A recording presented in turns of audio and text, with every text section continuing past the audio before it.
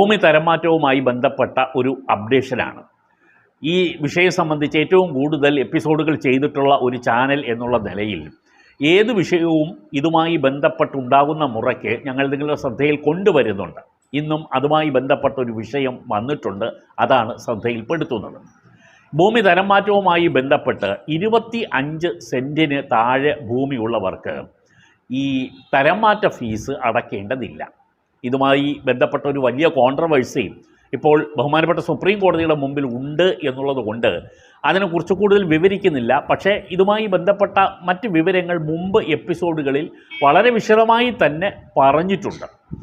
ഈ ഭൂമി തരംമാറ്റവുമായി ബന്ധപ്പെട്ട് കൊടുക്കുമ്പോൾ നമ്മൾ അപേക്ഷ കൊടുത്തു കഴിഞ്ഞാൽ ഇതിനു വേണ്ടി നമ്മൾ ഒരു സത്യവാങ്മൂലം കൊടുക്കാനുണ്ട്.